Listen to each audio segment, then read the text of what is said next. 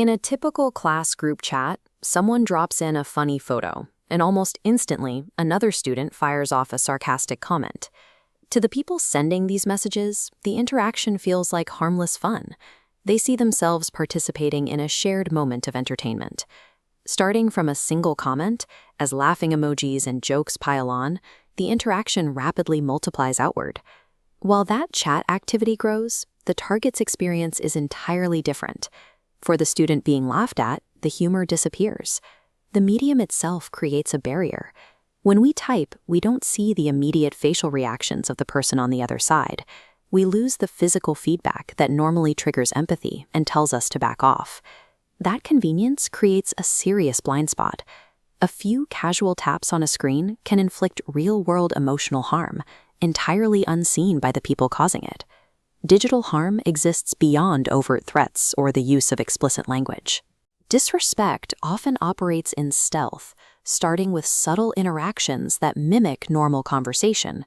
A chat starts as a normal conversation, but the moment an embarrassing joke is introduced, a boundary is crossed.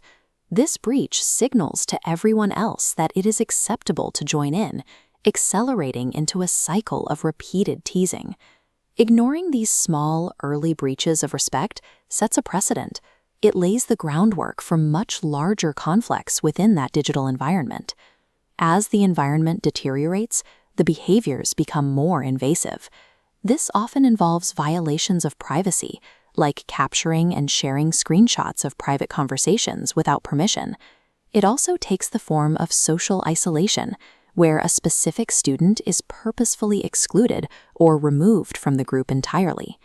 When these specific behaviors cross the line, such as repeated teasing, sharing unauthorized screenshots, and intentional isolation, the interaction officially escalates into cyberbullying. There is a reliable way to detect when a chat hits this point. The primary indicator is a sudden behavioral shift in the physical world. A student becomes unusually quiet, uncomfortable, or visibly upset right after reading a message.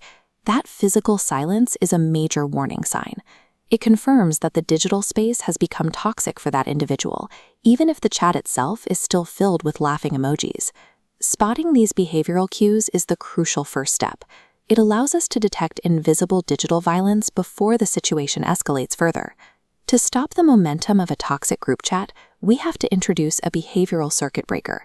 The standard protocol for this is a straightforward framework: pause, think, respect. This internal filter is required before hitting send.